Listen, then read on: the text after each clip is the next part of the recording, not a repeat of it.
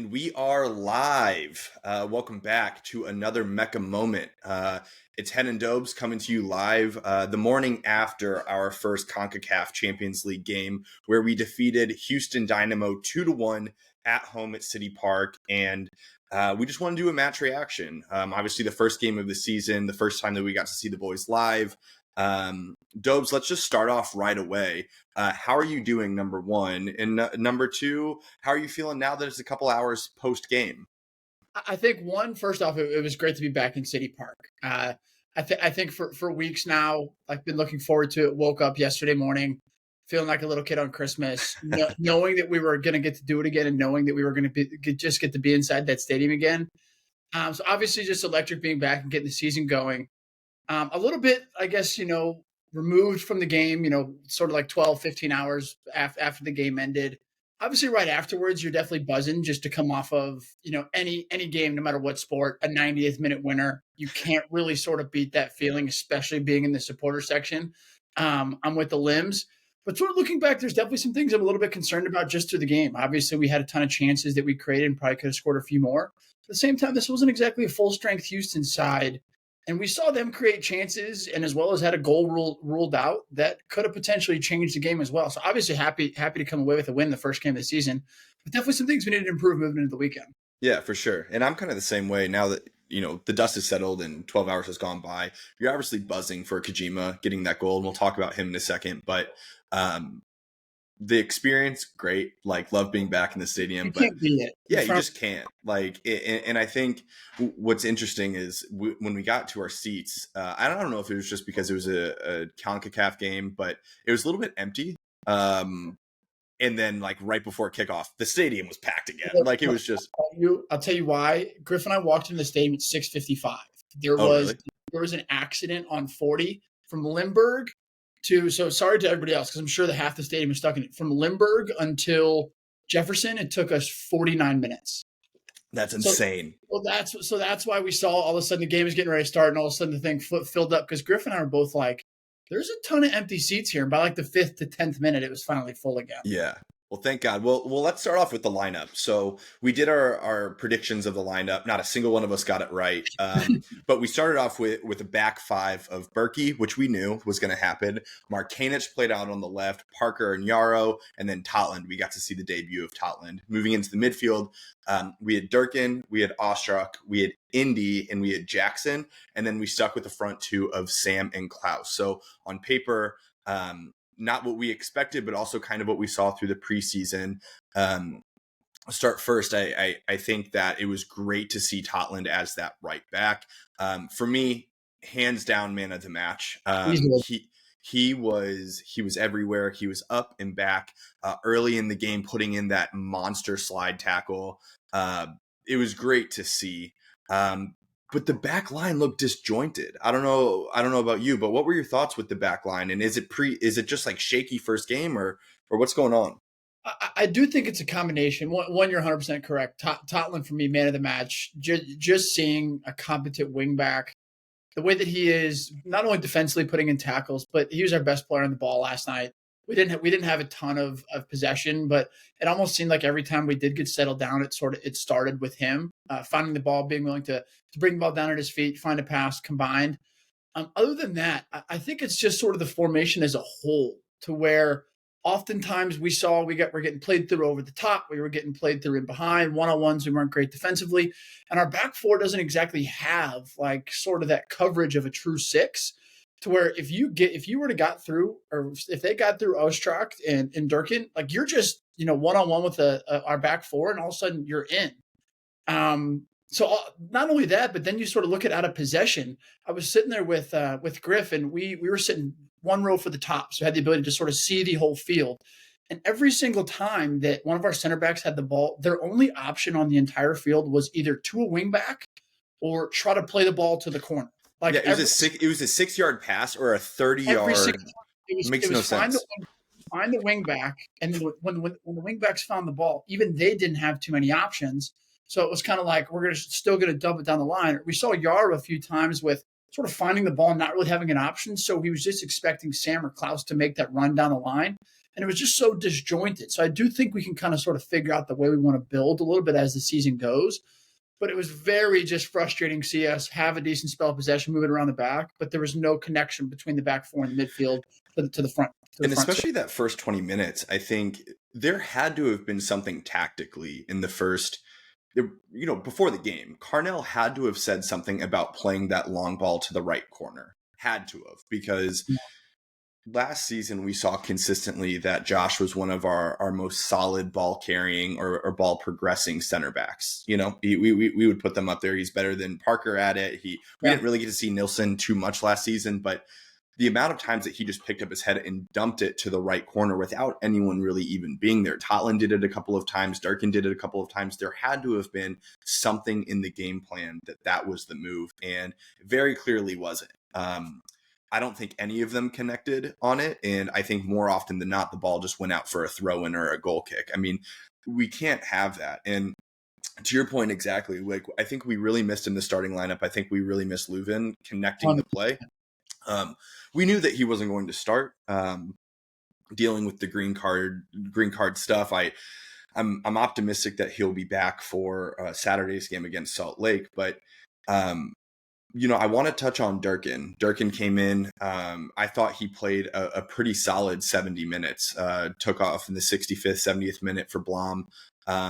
I was surprised he got taken off. I thought that he was playing really well. He did put in, I think, like, one of his first involvements was chasing a guy down 40 yards and putting in a sliding tackle. Way to endear yourself to a fan base there, brother. But there was a couple of times where he broke up play. He found these really quick outlet passes. And then there were times too where he looked up and there was not a single person to play the ball to. So tactically, Hoover will beat this, drum until he's dead, of just like the narrow formation makes no sense. And I know that a picture or a screenshot doesn't tell the story of the game, but I can't tell you how many times last night when my buddy Dylan and I were watching the game, we were like, there's literally no one in the left third of the field. No one.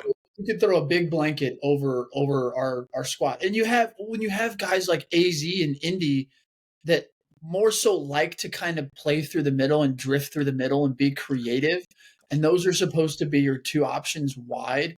One, it's probably tactically, it's the way Carnell's trying to set it up. But two, too many times they were both inside. Oftentimes one should go inside, one should stay a little bit wider to sort of keep that width. But consistently you would see it, and it would hurt us defensively. Because if we were to lose the ball high up the field in possession, AZ would be pinched in and Indy would be pinched in. All it took was 1 to 2 passes, and all of a sudden our flanks were wide open. And you have João Klaus, you have Big Sam, you have your two front players are making like 60-yard runs. I can't even tell you how many times that I saw João Klaus or Big Sam like 20 yards away from our center backs or our wing back, because they had to do that role, which, yes, it's great to see the work rate from them.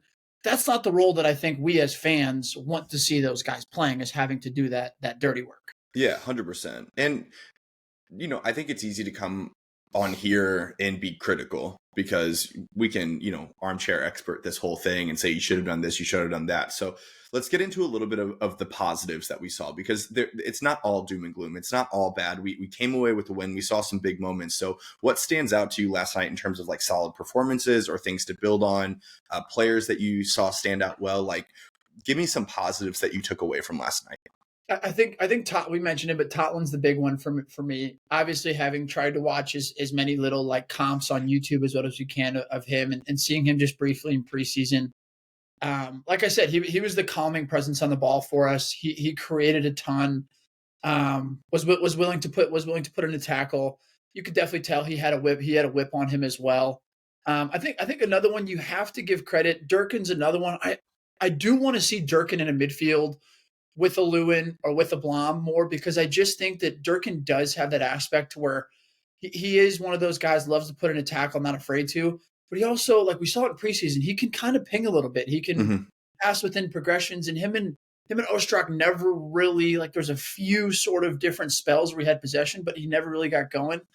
And then, the front two, it's hard to compliment them, I guess, because we didn't really have, I guess a ton created from like build up. But Klaus should have scored. on that one chance. And I have to give Big Sam credit, even though, he didn't really necessarily do a ton in hold up play and, 1 and 2 touch passing and build up. He hit the post twice and it was Mhm. almost out of nothing. And the players that, can sort of create that chance out of nothing are going to be important. And he should have scored, I think, on one of them at least. But, you know, positives, I think for me, you also have to go with Kijima. Mhm. Like, Have to. what a debut! Since I watched him in the first preseason game, kid was officially signed yesterday. Came on in the 86th minute. Like, you student of the game, you want to be able to make your mark, no matter if it's a tackle, no matter if it's a goal, no matter what it is. It's like you want to let the fans know that you're here to stay. And he did that. He came onto the game. You could instantly see him sort of with the hands, like it's 1-1, like let's go, boys. And then from there, a tackle on the box and a finish and a knee side in the corner. And, all of a sudden he's a professional. His professional career is Yeah, on, and like, you're a legend. You're a yeah, legend. legend, instantly like that. So, I mean, a few positives, but I think overall there's still a couple worrying points, but definitely some positives to take. Yeah, and I think winning ugly, 3 points is 3 points. How many times Yeah. have we said that, on this podcast? And in the group stage of a CONCACAF Champions League, does this game give me the confidence that we're going to go and win the league? Absolutely not. But 3 points is 3 points. You touched on Durkin, you touched on Totland. I'll give Kijima his flowers as well. Kijima, I don't know why you would be, but if you're listening to this podcast, respond to your DMs, bro. I reached out to him midday yesterday because after we got the signing, after he officially signed, I went through his Twitter and looked at him, and the guy's he's a footy nerd. He's like our kind of guy. He's like retweeting tactical breakdowns of games. He's looking at stats and analysis. Like, he's one of us. Truly, he's one of us. Yeah. And so I sent him a little DM to be on the pod. And then, of course, he goes on and scores the game winner last night. I'm sure his DMs are flooded. But I think one of the things that stands out to me most about him is we watched Ostruck play that position for 86 minutes or however long 70 minutes, whatever it was, and was a ghost. The entire game was a ghost. And then Kijima walks on the field, moves Blom out of the position, literally pushes him out of position, saying, get anywhere else. And then he goes on and obviously does what he does. If he doesn't get that game winner, are we talking about him today like that? I don't know. I think we're saying good for him to get the minutes, but we'd be remiss not to mention the fact that he scores that game winner and does tell the crowd, hey, I'm here, knee slides, unreal, legend. Moving on to the cons, some worrying aspects. I'll start off with the front two before I throw it to you. We mentioned in our preseason preview, the front two does not work. And I will beat this drum as much as I can. Sam and Klaus together do not work. And perhaps it's a product of the way that we want to play. And we mentioned earlier that we're just trying to dump balls to the corner, and it's just not doing it. But those two, they don't combine. It's literally like they're isolated nines trying to play with the rest of the team, but together they don't do anything. Yes, Sam hit the post twice, and I think people will get distracted by that and think that was a good performance, or think that, he brought something to the game. And granted, that ball's 2 inches to the right and it goes in, he's the hero of the game. But those two just don't work together, and they're so incredibly disjointed that if we think as fans that that's what's going to bring us success this season, I think that I think we're in for a long season. I think, and it's not only offensively for me, because so much of it seemed like we were relying on a deep ball from one of our center backs or a wing back or Berkey, and just one of the big guys to flick it on and somebody to run it onto. It never really worked in terms of out of possession finding somebody. But I think more concerning to me is sort of the defensive shape that we took with this 4-4-2. When we're pressing up the field, we saw a ton of times where we did win the ball back higher up the field. AZ's work rate, Klaus's work rate. But the concerning aspect to me is once that sort of Houston got a little bit of a spell of possession, they could knock the ball around the back four. It took one pass for them to beat the line of our front two. You have Big Sam and you have obviously Klaus, who were two guys who are kind of used to being as a lone nine, I would say. And one of them is having to sort of do that role of dropping as a 10 defensively. But these guys, and this isn't a fitness thing. It's just more so they're not guys that have a crazy amount of stamina that can just run for 90 minutes. And Klaus will do it. We saw him put in a couple tackles, a few different moments, but in that role, you kind of need somebody to be able to be in that 10 spot defensively to make it tough to play through. Because Griffin and I were sitting there watching the game, and it took 2 passes, and all of a sudden they beat the lines. Like they beat the lines, and all of a sudden they were combining, and then you have the sort of narrow of our wingers, and all of a sudden it was one pass out wide, and they're coming down our wing with not necessarily a potential chance. But then you see center backs have to get stretched to recover, and it was just 1, 2, 3 passes that made that happen. And that's that 4-4-2 that I think you have to be willing to sort of make an adjustment. And yes, we got later into the game, and the formation didn't really change, but I think just introducing fresh legs gave us some more, I guess, like oomph in the midfield, if you want to say.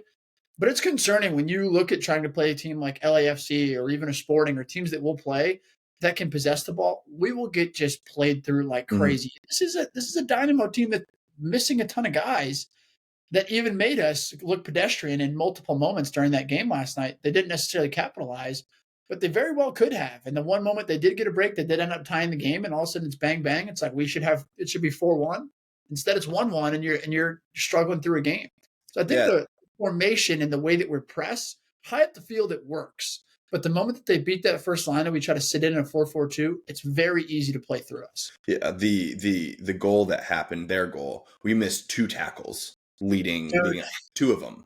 And the only bad thing you can say about Totland kind of the whole game was the tackle he put in, but one of Markanovic or him have to win. That's the thing. And what's weird is we saw the slide tackle earlier in the game that it was a perfect slide tackle from him. It was a European slide tackle. It was literally everything that you want. And I do back him that if he puts in that tackle at the halfway line 10 times, he connects 8 of them. And it just is what it is. But from a soccer IQ perspective, Markanic comes in as that second tackle. You got to draw the foul or you got to connect with the ball. Clear him out.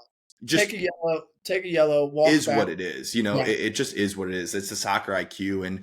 And perhaps that's where it's the first season of the game, or they're a little rusty from last season. I don't know, but you got to figure that out. To your point, you brought up a good comp with LAFC. Dynamo broke away on one chance, just cleared the lines and broke through, scored. And LAFC's like unbelievable on the counter. A lot of teams are great on the counter. It's 4-4-2 isn't going to work. I want to ask your opinion on someone that we actually didn't hit on too much on the preseason preview, but Vasilev. He started the game. He kind of got banged around a little bit, maybe broke his wrist last night. We don't know. We'll find out later this week. But what's your thought on not only his performance last night, but is he going to be one of the guys that's an influential member of the team this season, or good backup? What are your thoughts? I love Indy because I think he's a great player out of possession. I think he combined, as you saw last night with the set piece for the Parker goal, him like waving Carnell off to not bring Blom in so he could hit that perfect set piece. I'm just not sure where he should play. Yeah, I think is the thing, because to me he's not an out winger. He's not exactly like the paciest guy in the world to where he can just straight up touch a ball around somebody and get by him. But I think he has that ability to where if you put him in a situation in the midfield where he's playing with guys who are great on the ball, like he's a guy that I think can combine and make us dangerous with some wingers. But I think the thing is, I'm not really sure where to use him. Obviously, last year we've seen him off the left. We've seen him kind of floating as an 8-10 role. Obviously, we saw him off the right.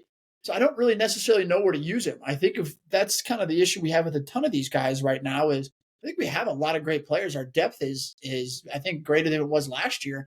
But I don't know where to use Indy. I rate him highly. He's great out of possession. He can whip a set piece in. You can never question his work rate. He'll work both ways. But I don't know where to use him and where to get the best out of him, to be honest. Yeah, I was surprised that he didn't start where Ostrak started. Like we saw him play that 8 role so many times last year, and I just don't know why. And it is something that potentially is a little bit nervy going forward, that we're just going to obsess in this narrow formation. And Indy's going to be like an inverted winger, for lack of better terms. I don't like it.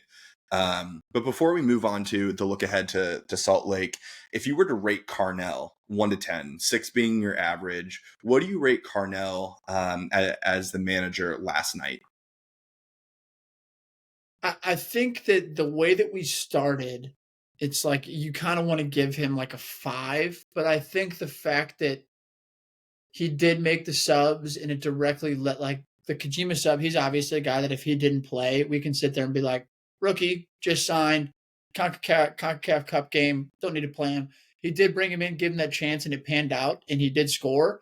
Also, bringing on Celio, I know that Celio didn't exactly it didn't lead directly to the goal, but he got to the byline, crossed it. So he did kind of make those adjustments, if you want to give him a little bit of credit, of bringing those subs in to kind of change and go out and win the game. So I think it's kind of like a 6.5 or, yeah. I think a 6.5 is fair. Yeah, I think he win. You deserve credit when we win, and he made the adjustments, even though we weren't thrilled with the formation, the style, kind of the way we were playing. We won the game. Yeah, and one of the other small adjustments that he made at halftime, and it's worth noting, is we started our press higher on restarts. So earlier in the game, we backed off a lot, especially when their keeper had the ball, their center backs had the ball. We backed off quite a bit, and then in the second half, we saw a little bit more of a high pressure. There's a couple opportunities where there was a goal kick. And they did the same goal kick routine that we did, where the center back takes it, plays it short to the keeper. But in the second half, Sam and Klaus started their press at the 18-yard box. So that led to a couple turnovers a lot. And that was a halftime adjustment, and you got to give credit where credit's due there. But I don't think we could give any higher than a 6.5. And what's going to be unfortunate is if we go through this season not really being able to give him higher, that simply from the formation alone. That'll be unfortunate. But heading into Real Salt Lake, Connor Sandobri, you're the manager of St. Louis City. It's a blank slate. You get to play the lineup that you want to play. How are you lining up against Real Salt Lake? And what do you want to see differently from this team on Saturday? A lot of it kind of depends on Nielsen and just where his fitness is. I do think that, and obviously we love Josh. Josh kind of struggled for the first 20, 30 minutes, and then did settle in and end up having a better second half. Depending on Nielsen, it's kind of tough to decide. Obviously, Totland's one of the first names on the team sheet, in my opinion. Guy has to play. I would assume it's probably going to be Yarwin Parker again. I could see us switching up the left side, of potentially bringing Dyer in. Then again, you never really know with Carnell. And then I would love to see, honestly, I'd love to see a combination of either Blom and Durkin or Lewin and Durkin, or however they want to set this up. I guess if we're committed to this 4-4-2, it would probably end up being Blom and Lewin, I guess, if Carnell were just to roll with his, I guess the what he knows. But I would love to see any sort of combination of Durkin and Lewin, or even all three of them, to be honest. Like if we could do a formation of have Blom and Durkin as sort of two deep lying sixes, or Durkin is kind of an 8. I know that we heard Lewin last year say he doesn't necessarily like to play as a 10, but I do think that could be something that we should look into. If we are committed to the 4-4-2, I bet you it's going to be Blom and Lewin. And then out wide, I think it's AZ is going to play. He has to play. I still don't think his best position is as a winger out wide. I kind of want him in the middle to be more creative, to be on the ball. And we saw last night, he kind of has that free reign to, if he sees something, he goes. He kind of goes wherever he can, goes wherever he wants to, goes wherever he can. I bet you it is Indy out wide. Like, I don't think we necessarily had somebody come in, depending on his wrist, of course. Oh, yeah. I don't think we had anybody come into that game and say, hey, I'm going to earn this wide spot. I think it's probably going to be the same front two up top. Like, it's not necessarily what I want, but I also think it's just Carnell being like, hey, like we won the game. Maybe we tweak a few different things. Maybe we can change a little bit the way we play out of possession, but we won the game, and I think he's going to stick with it, as much as I do want to see some change. Yeah, I see Leuven for Ostrak as probably the one change that he makes, unless Indy's wrist is broken and they do need to set it for a couple of days before he can wrap it and play. Markanich, I think, did well enough to start again. And the thing is that's nice about this is, like, we actually have depth with Dyer, so it's not like Markanich has to play because all you have is Johnny Nelson, and you know that it's not gonna be great. So if the competition could be there with Dyer, I think that's good. But I think Leuven comes in for Ostrak. I think it's just going to happen. But we'll see the formation that we play. And Saturday we go again. I think that, but before we sign off, and I know that, like, we're kind of bringing it back to last night's game, and I know it's definitely going to be a factor coming up into the MLS, but the officiating, man. Holy shit, dude. Dude, the officiating, and not just like, the ref last night was horrible. But if I have to sit in a stadium where it takes 7 to 10 minutes to tell me that somebody's offsides. Like I don't like. I was sitting next to Griffin. I was like, "Is this what it's like at Old Trafford when they're waiting to Yeah. see if there's a like this?" Because it was insane. Yeah. Like it took five minutes for VAR to clarify if he was offsides. But not only that, dude, it was the missed calls in the middle of the field. It was throw-ins that weren't actually throw-ins. It was all over the field to where you see Lewin come into the game for, I think he was in the game for 5 minutes without him screaming directly in the referee's Yes. face. Just like, so I'm curious, especially with the backup refs this next week, and the officiating is going to be one to watch. It's going to be terrible, and I think the crowd's going to get hostile real quick. But yeah, like to the point, like the first VAR call, I did call it offsides like immediately. Like it was that second. They showed like the kind of bang bang replay because Yeah. I for sure that, by the way, unreal ball across the box. Totally. I knew he was on, so I didn't. There was a flag in front, of course, so I didn't actually get to see the direct like flick on. But then when they showed the replay, instantly, he's like, "Oh yeah, it has to be." Yeah, so there was that. But then like literally the VAR check took anywhere between 5 to 10 minutes. It was greater than 5, it wasn't quite 10, and they add 6 minutes on. So there was that. And then the guy, I think, tore his ACL for Houston, completely away from the play. Shout out to that guy. Sorry about it. Got stretchered off. That sucks ass. But then yeah, we add 6 minutes at the end of the half. And I'm like, that doesn't even account for one of the things that happened. So it's just shambolic. We need, this isn't like a critique on City Park, but the moment that they're reviewing, toss it on the screen.